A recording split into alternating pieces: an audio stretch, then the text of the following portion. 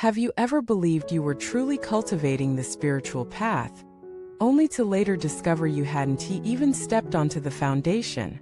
Have you convinced yourself of progress, while still trapped in the same cycles of suffering? Welcome back to the channel. I'm so grateful to have you here as we dive into one of the most humbling and awakening questions a practitioner can face. What if everything you think you know about spiritual practice is only the surface? What if you haven't even stepped through the first gate? This is not an accusation. It's a wake-up call. You see, in many traditions, particularly in Buddhism, the structure of spiritual development is based on three core pillars: precepts, concentration, and wisdom. These are not symbolic concepts. They are the actual stepping stones to liberation. Without entering through these gates, spiritual practice becomes a ritualized comfort zone, something we do, but do not live.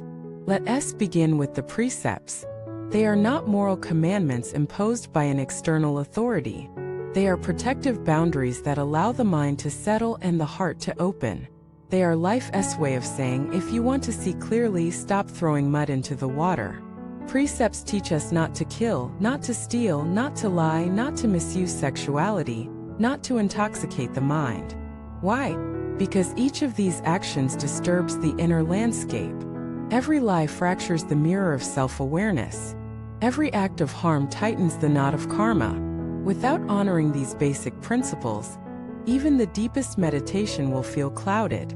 But here's the catch: many think they're keeping precepts just because they don't commit extreme offenses. But what about the subtle forms?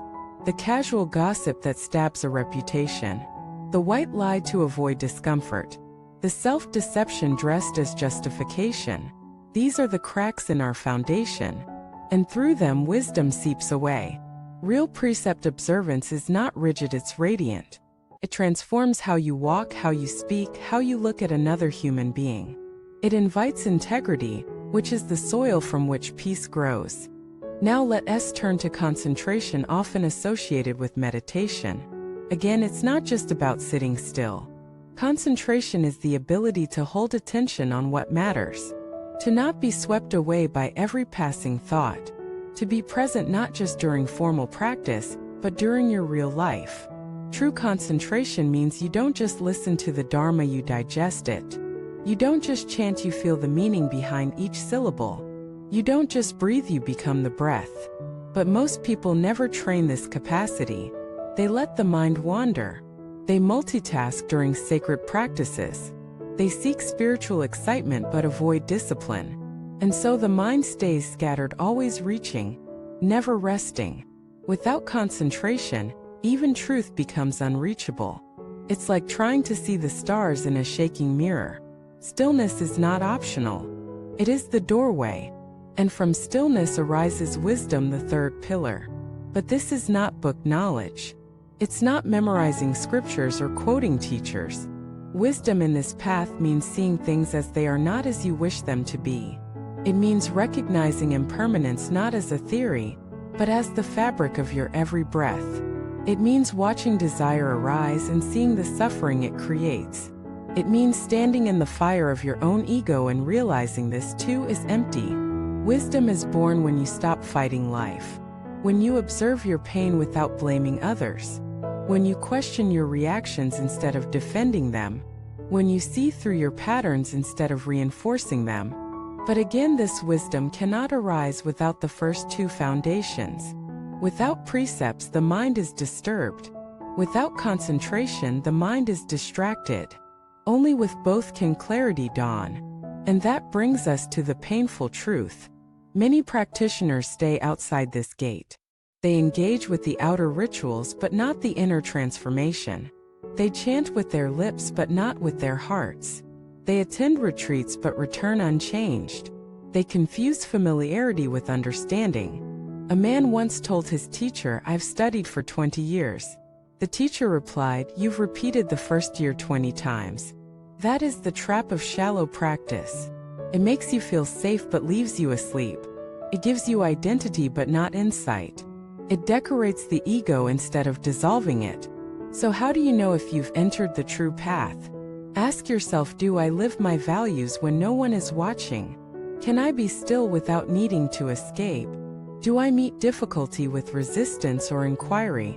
Have I grown more honest, more humble, more free? These are the fruits of true practice. Not perfection but presence. Not achievement but awakening. And hear us the most encouraging part: if you haven't yet entered the gate, you can begin today. Right now. There is no gatekeeper. Only your willingness to drop the illusions, to burn the masks, to walk naked into the truth. You begin by honoring your word. By noticing when you harm, even subtly. By slowing down the mind. By learning to stay.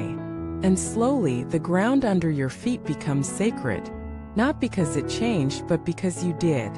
There's a quiet revolution that happens when the precepts are no longer rules, but reflections of your love.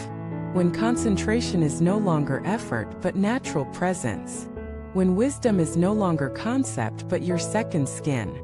That's when the gate opens. Not to some other realm, but to this very moment, revealed in its full aliveness. So don't ask if you're advanced. Ask if you're awake. Don't compare your path. Examine your direction. Don't measure by how much you've done. Measure by how deeply you've turned. The path does not demand speed. It asks for sincerity. Not grand gestures but quiet courage. Not more doing but deeper being. And if you've wandered far, that's okay. The Dharma waits. The gate does not close. All it takes is one breath, one vow, one turn toward what is real. Now I'd love to hear from you. Have you ever realized you were only practicing on the surface? What helped you take the next step inward? What does precept, concentration, or wisdom mean in your daily life? Share your insights in the comments. If this message resonated, please like the video, subscribe to the channel, and share it with someone who may need this reflection. Together we walk. Together we wake. Thank you for watching this video. May your practice be real, your heart be steady, and your feet find the gate not outside but within.